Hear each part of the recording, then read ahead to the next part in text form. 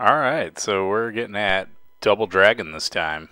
Yes. Welcome to Long Play Games.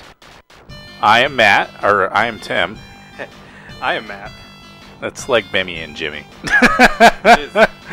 So we are starting it out with Double Dragon for, this is the Genesis version. Yeah, this is the Genesis port. Developed by Technos Japan in 1987, ported to the Genesis in the early 90s. Very, very close port to the arcade. So from the intro you could tell, 10-second intro tells you everything you need to know about the game. Your girlfriend gets kidnapped, you gotta go save her. So this is me, I'm playing as Billy Lee.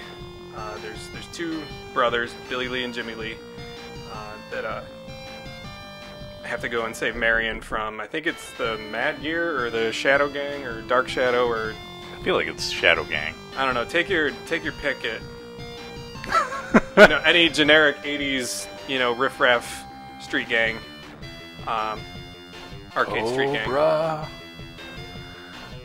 Yeah, do you remember the cartoon show?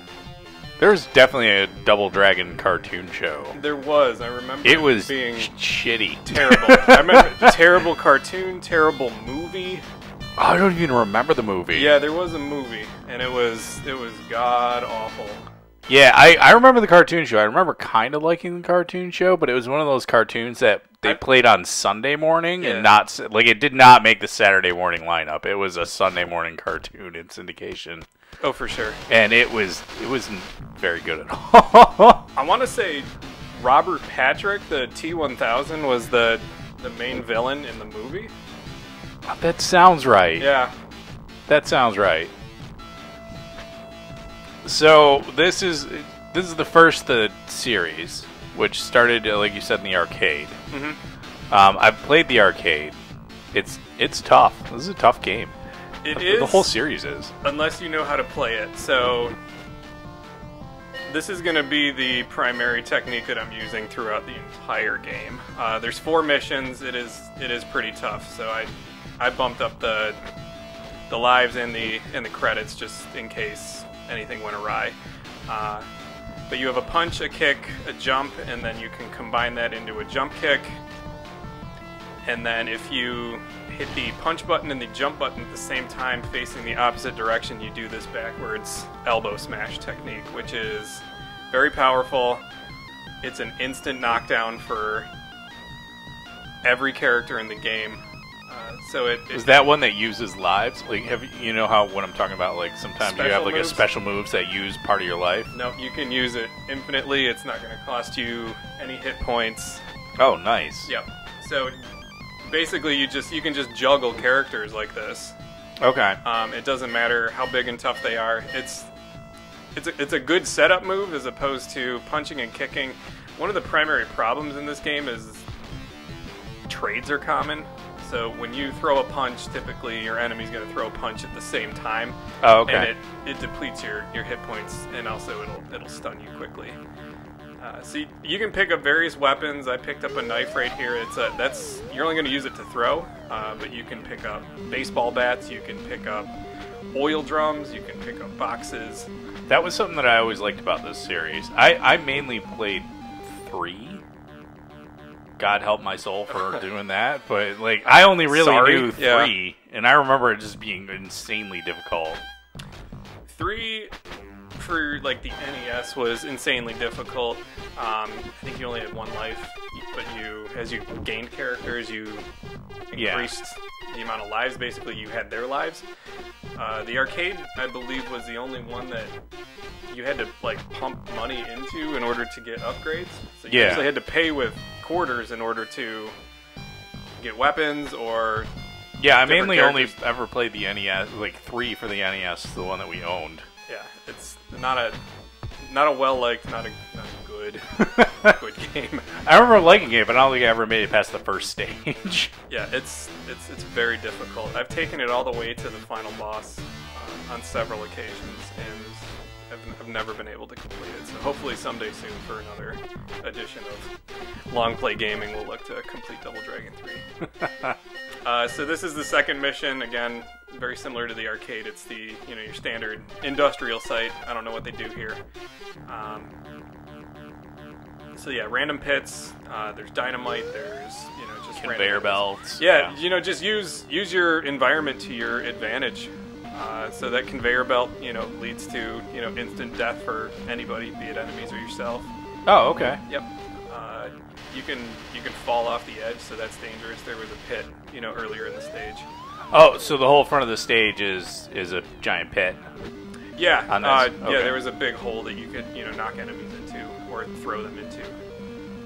So this is again a super short stage. This is the second stage boss. It's pretty much you, but bad. So in the you've obviously played and beaten the arcade. Would you consider the arcade game? A lot of arcade games were designed to just kind of eat quarters. Yeah, and especially beat 'em ups. If you play it in a non-cheap fashion, unlike the way that I'm playing this one, it definitely will eat quarters.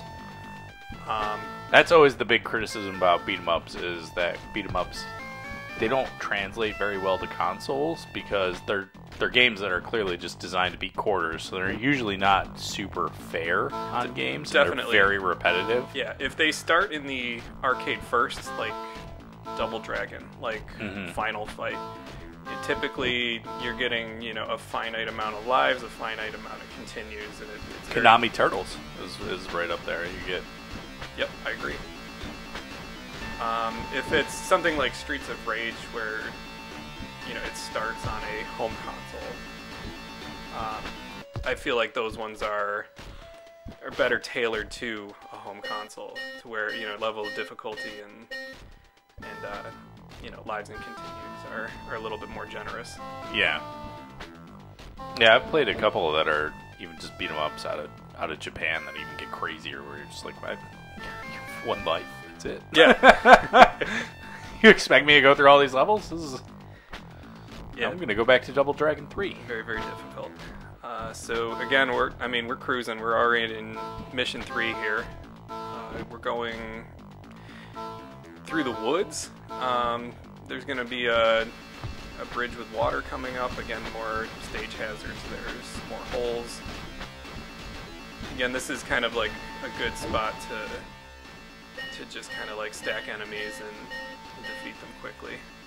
So are you after any particular weapon, like in Contra or anything where you get the spread? Like, is any particular one weapon really good in this, or is it just mainly just use that special move? The CPU's pretty good about avoiding the baseball bat, for example. Okay. As soon as it takes forever to go through the swing animation, and usually an enemy will just step back from that, and it's easy to miss. Mm-hmm. Knives are good because they're throwing weapons. Any of the throwing weapons are pretty good, just to get an additional hit. Mm-hmm.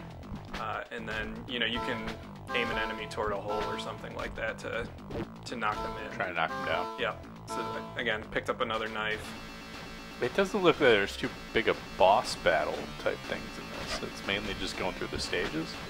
Yeah, most of the enemies are pretty similar to you in size. Those big abobos come into play in various parts. They're not there's not a ton of them. One thing about the arcade version is it suffered a very large amount of lag if you got more than 2 enemy sprites plus yourselves on the screen.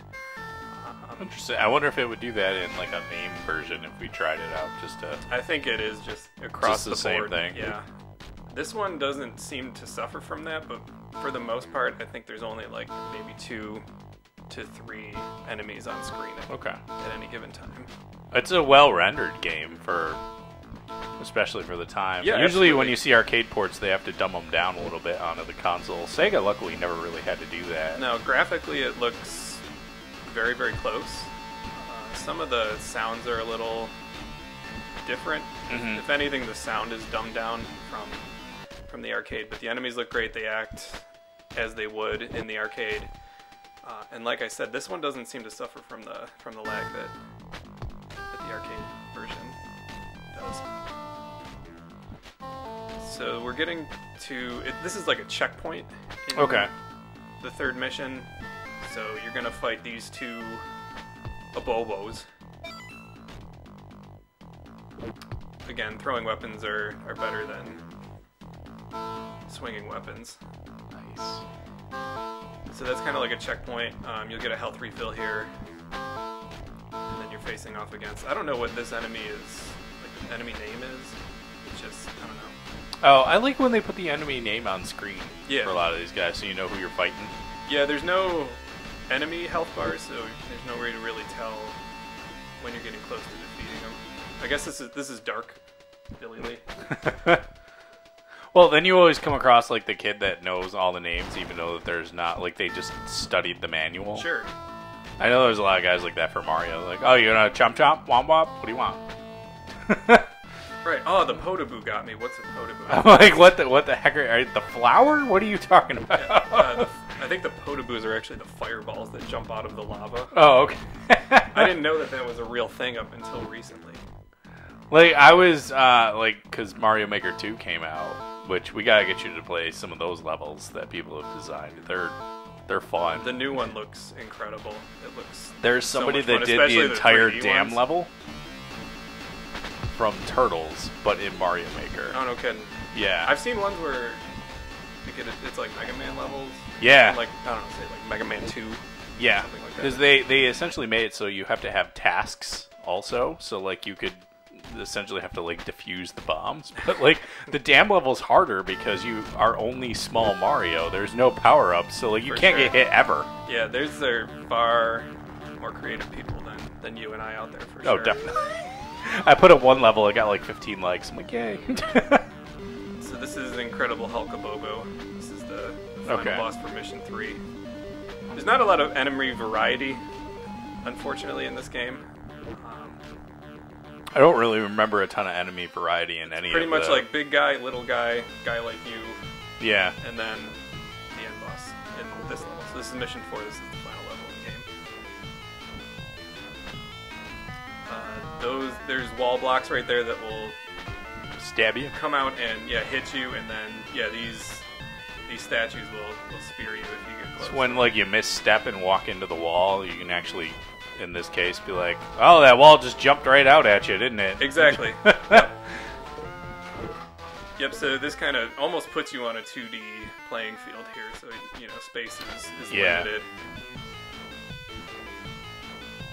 I always liked in beat 'em ups, having a little bit of background and foreground, even in some cases isometric views. So like in Teenage Mutant Ninja Turtles or like a Streets of Rage, where it just kind of breaks it up a little bit. Areas like this, make it tough